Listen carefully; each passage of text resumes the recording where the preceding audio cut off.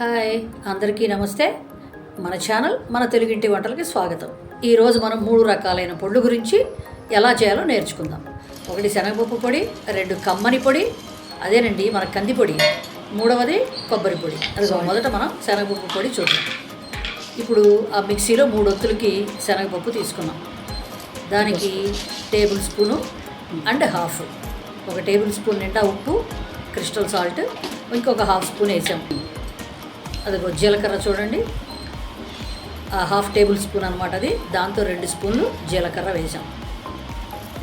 ఆ తర్వాత ఏం చేద్దాం, అది వెల్లుల్లి గడ్డలు, ఇది మనం తినేదాన్ని బట్టి అండి. నేను ఒక 10 వేసాను దాంట్లో. ఇంకా కావాలనుకుంటే ఇంకొంచెం ఎక్కువ వేసుకోండి. ఆ కప్పు నిండా శనగపప్పు తీసుకున్నాను. ఇక ఆ కప్పులో పావు వంతు మిరపకాయలు తీసుకున్నాను. మనం తినే కారాన్ని బట్టి కావాలంటే అంత వేసుకోవచ్చు, లేదంటే పిల్లలు తినేవాళ్ళు ఉంటే కొంచెం తగ్గించి వేసుకోండి. అంతే, మిక్సీ పట్టుకున్నాం. శనగపప్పు పొడి రెడీ. ఇది అన్నిట్లోకి పనికొస్తుంది, ఉప్మాల్లోకి అన్నిట్లోకి పనికొస్తుంది. పిల్లలకి అన్నంలోకి కూడా వేసి పెట్టచ్చు అనమాట.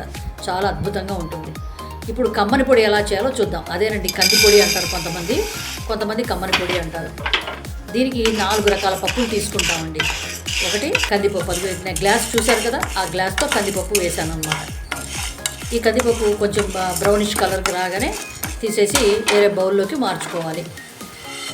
ఆ తర్వాత మళ్ళీ పొయ్యి మీద ప్యాన్ పెట్టేసి ఈసారి శనగపప్పు పోసుకుందాం. అదిగో గ్లాస్ చూడండి, ఆ గ్లాస్తో మళ్ళీ శనగపప్పు పోసుకుందాం. ఈ శనగపప్పును కూడా దోరగా వేయించుకోవాలి. బాగా హై ఫ్లేమ్ పెట్టకుండా మీడియం ఫ్లేమ్లో పెట్టి చక్కగా అలా వేయించుకుంటూ ఉండాలన్నమాట. ఇప్పుడు శనగపప్పు బాగా వేగిపోయింది. దీన్ని కూడా తీసుకుని ఆ బౌల్లోకి మార్చుకుందాం. అది బ్రౌనిష్ కలర్ వచ్చింది చూసారా, అలా వచ్చాక దాన్ని ఆ బౌల్లోకి వేసుకుందాం. తర్వాత మళ్ళీ ప్యాన్ పెట్టుకుని అదిగో చూడండి, మరి చిన్న గ్లాసు శనగపప్పు తీసుకున్నాను అనమాట. అంటే ఒక పెద్ద గ్లాసు, ఒక చిన్న గ్లాసు, అంటే గ్లాసున్నర అనుకోండి. ఆ తర్వాత ఆ పెద్ద గ్లాసు మినపప్పు. ఈ మినపప్పు కూడా దోరగా వేగాక మళ్ళీ తీసి అది కూడా బౌల్లోకి షిఫ్ట్ చేసుకుందాం. అంటే పెద్ద గ్లాసుతో 4 రకాల పప్పులు తీసుకున్నానండి. 1 శనగపప్పు, 1 కందిపప్పు, 2 శనగపప్పు, పచ్చి శనగపప్పు, 3వది చాయ్ మినపప్పు, లేకపోతే మనం పొట్టు మినపప్పు అయినా పోసుకోవచ్చు. 4వది చూడండి పెసరపప్పు. ఒక పెద్ద గ్లాసు, మళ్ళీ ఒక చిన్న గ్లాసు తీసుకున్నాను. అంటే గ్లాసున్నర, అంటే 1 గ్లాసున్నర శనగపప్పు, పచ్చి శనగపప్పు, 1 గ్లాసున్నర పెసరపప్పు. కందిపప్పు ఏమో గ్లాసు, మినపప్పు గ్లాసు. ఇదండి కొలత. చక్కగా అద్భుతంగా వస్తుందండి పొడి, కమ్మగా ఉంటుంది. అందుకే దాన్ని కమ్మడి పొడి అంటారు.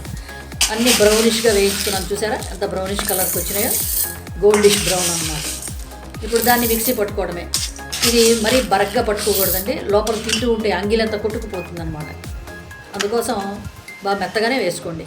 ఇదే మా చిన్నప్పుడైతే బరగ్గా వేసేవాళ్ళు.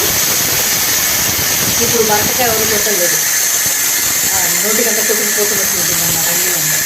అందుకోసం కొంచెం మెత్తగానే చేసుకుంటే బాగుంటుంది. అయితే మరీ మెత్తగా చేసుకోకూడదు, కొంచెం మెత్తగా ఉండాలి, కొంచెం బరగ్గా ఉండాలి. అలా చూసి చేసుకోవాలి. అదిగో అయిపోయింది. ఇప్పుడు 2 సార్లు మిక్సీ వేసానండి ఆ పప్పులకి. గుర్తుపెట్టుకుంటారు కదా 4 రకాల పప్పులు. శనగపప్పు గ్లాసున్నర, పెసరపప్పు గ్లాసున్నర, కందిపప్పు గ్లాసు, మినపప్పు గ్లాసు. ఇప్పుడు ఆ పట్టుకున్న పిండిలో ఇప్పుడు సాల్ట్ వేసుకుంటున్నాను. ముందు వేయకూడదండి, ముందు వేస్తే అసలు టేస్ట్ పోతుంది అనమాట. అస్సలు టేస్ట్ ఉండదు. ఆ పప్పుల్లో ఉప్పు వేస్తాం అనుకోండి, ఇప్పుడు కారపొళ్ళు లాగా అసలు బాగుండదు అనమాట. ఇలా తీసుకున్న తర్వాత ఒక బౌల్లోకి తీసుకుని దాంట్లో చూడండి 2 టేబుల్ స్పూన్లు ఉప్పు వేసాను, 2 టేబుల్ స్పూన్లు కారం. ఆ తర్వాత ఒక హాఫ్ టేబుల్ స్పూను ఏం చేయాలంటే ఇంగువ వేసుకోవాలి. ఇంగువ అది కూడా మనం తినేదాన్ని బట్టి అనమాట. వేసుకుంటే 2 స్పూన్లు వేసుకోవచ్చు, లేదంటే 1 స్పూన్ వేసుకోవచ్చు. అలా వేసుకున్న తర్వాత ఇంగువ వేసుకున్న తర్వాత కొంచెం దాంట్లో జీలకర్ర కూడా వేసుకోవాలి. ఆ జీలకర్ర కూడా మీకు ఇష్టమైన వాళ్ళైతే ఆ పప్పుల్లోనే వేసి తిప్పేసుకోవచ్చు, లేదంటే ఇలా పైన చల్లుకోవచ్చు అనమాట జీలకర్ర. అది నాకు కొంచెం తగ్గిందేమో అనిపిస్తోందండి, తెల్లగా ఉంది కదా మరి ఈ పొడి. అందుకోసం మళ్ళీ 1 టేబుల్ స్పూన్ ఉప్పు వేసాను, మళ్ళీ 1 టేబుల్ స్పూను కారం వేసాను. ఇలా మనకు కావాల్సినంత చూసి వేసుకోవటమేనమాట దాంట్లో. ఇంత కొలతే ఉండదు ఉప్పు కారానికి. చూసుకుని కొంచెం నాలుగు మీద వేసుకుని చూసుకున్నాం అనుకోండి, మనం తినే ఉప్పు మనం తినే కారం మనకు తెలుస్తుంది కదా, దాన్ని బట్టి కొంచెం కలుపుకోవడం. అయిపోయింది కమ్మని పొడి. ఇప్పుడు కొబ్బరి పొడికి వెళ్దాం. ఒక పొయ్యి మీద ఒక ప్యాన్ పెట్టి దాంట్లో కాస్త నూనె వేసి 1 టేబుల్ స్పూను 2 టేబుల్ స్పూన్స్ వేసానండి. 2 టేబుల్ స్పూన్స్ శనగపప్పు, 2 టేబుల్ స్పూన్స్ మినప్పప్పు, 2 టేబుల్ స్పూన్స్ ధనియాలు, 1 టేబుల్ స్పూన్ జీలకర్ర. అలా వేసిన తర్వాత దాన్ని కొంచెం వేయించుకోవాలి. వేయించుకున్న తర్వాత దాంట్లో ఎండుమిరపకాయలు వేసి ఇంకా బాగా వేగనివ్వాలి. అలా గోల్డిష్ బ్రౌన్ కలర్ రావాలన్నమాట. అలా రాగానే ఆ ప్యాన్ దించేసి కింద పెట్టుకోవాలి. అది బౌల్లోకి మార్చుకోవాలన్నమాట. అదే బాండీలో ఉంచేస్తే మొత్తం మాడిపోతాయి తిరగమాత గింజలు. వేరే బౌల్లోకి ట్రాన్స్ఫర్ చేసుకుని, అది ఎండు కొబ్బరి చూసారా పక్కన బౌల్లో ఉంది, అంతా రెడీ చేసుకున్నాక దీంట్లో 2 టేబుల్ స్పూన్స్ క్రిస్టల్ సాల్ట్ వేసాను.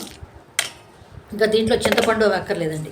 అదిగో వెల్లుల్లిపాయలు ఒక 10-15 రెబ్బలు వేసుకోవచ్చు. ఇంకా ఎక్కువ తినేవాళ్ళైతే ఇంకొంచెం ఎక్కువ వేసుకోవచ్చు.